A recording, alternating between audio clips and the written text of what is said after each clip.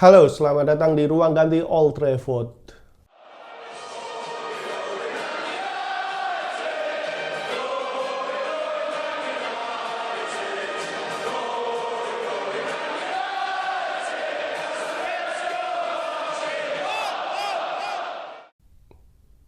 Ya, episode kali ini kita akan sedikit melakukan review setelah pertandingan kemarin melawan Brighton di Stadion American Express kandang Brighton.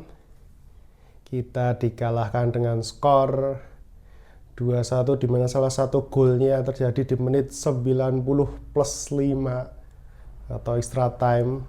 Kembali lagi kita harus menang kekalahan di awal musim atau pertandingan kedua, karena menurut Ane sih koordinasi atau miskomunikasi dari lini belakang.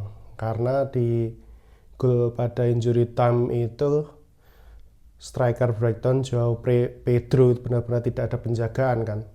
Kenapa bisa itu sisi kiri bisa kosong melompong ini. Formasi kita masih seperti pada laga pembukaan kemarin, 4-2-3-1 seperti biasa, memainkan Bruno sebagai false 9 bergantian dengan Mason Mount, ditopang sayap Rashford dan juga Amad Diallo. Sebenarnya kalau untuk 20-30 menit pertama itu kita berhasil melakukan pressing, mau fokus bertahan dengan baik, menyerang dengan baik, tetapi kembali lagi finishing touch yang kurang memuaskan dari pemain depan kita. Salah satu peluang emas adalah ketika umpan direct dari Onana itu berhasil diteruskan oleh Dalot yang kembali melakukan umpan ke tengah, tetapi Amad Diallo gagal untuk menyelesaikan umpan yang sangat matang dari Dalot itu. Kalau secara statistik sih sebenarnya kemarin Dalot juga tidak terlalu buruk ya untuk bermain di sisi kiri. Selama 90 menit itu cukup bisa mengcover, bahkan dia sempat melakukan penyelamatan di depan gawang yang hampir gol itu di babak pertama juga kan. Meskipun bukan back kiri murni, tetapi masih mampulah untuk mengerjakan back kiri, walaupun dengan kaki kanan dia dominan kaki kanan yang Dalot itu kan. Terus kalau untuk gol pertama dari mantan akademi kita, dari Danny Welbeck itu, kalau menurut Ane setelah mengamati dari highlight pertandingan, ya saat itu Ane juga menonton langsung, tetapi kan belum bisa mengamati dengan jelas kan. Setelah Ane menonton kembali highlight, ternyata kan di situ penjagaan dari lini tengah kembali kosong. Karena Casemiro tidak menutup Danny Welbeck, sementara Licha kan sudah terikat pemain dari Brighton, dan Maguire juga gagal mengantisipasi bola pertama itu. Seharusnya Casemiro ada di belakang Maguire untuk mengantisipasi pergerakan Welbeck. Tetapi seperti yang kita lihat, kalau teman-teman memperhatikan highlight atau menonton highlight lagi, bisa dilihat Casemiro itu telah turun untuk membantu Licha dan Maguire di sana kan. Terus untuk proses gol Amad Diallo sendiri itu cukup baik, dari Maino kemudian asis Mazraoui.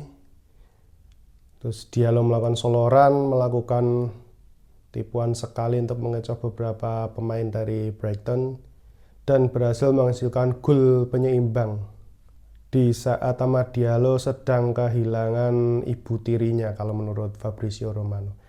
Bahkan Diallo sendiri secara pribadi meminta ETH untuk tetap bisa main, mungkin sebagai penghormatan kepada ibunya. Mungkin dia tetap mau fokus untuk bertanding daripada untuk bersedih.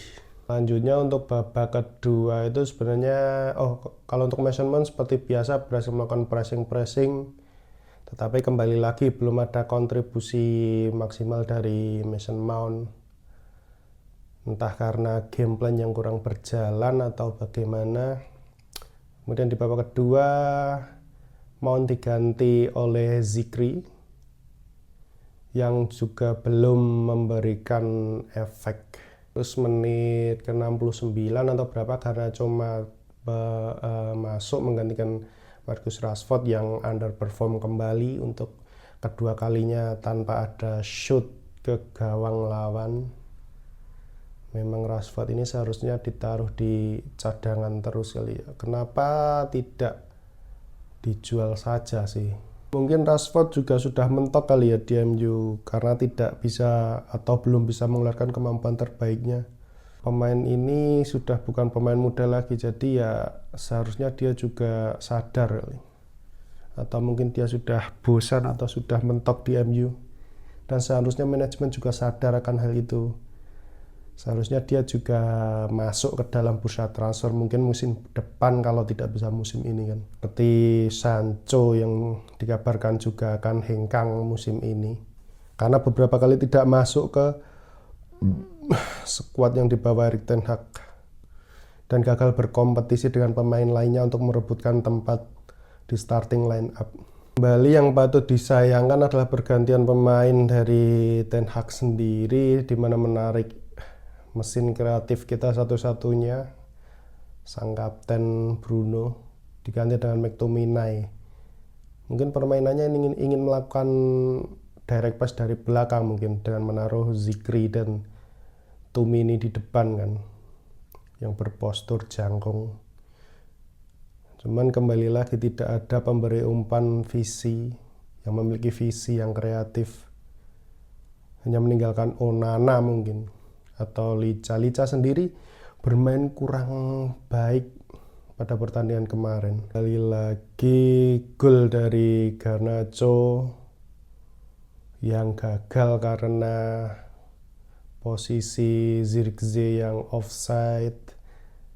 Ya tapi mau bagaimana lagi, posisi Zirkzee sendiri kan melakukan run kan, menyambut umpan dari Bruno, tetapi kan dia juga tidak bisa langsung mengerem kan. Jadi ya memang lagi apes saja itu sih kalau dari gol Garnacho itu. Kemudian untuk gol di extra time itu patut disayangkan. Kembali lagi kita nggak bisa menyalahkan satu atau dua pemain saja kalau untuk gol yang kedua itu kan.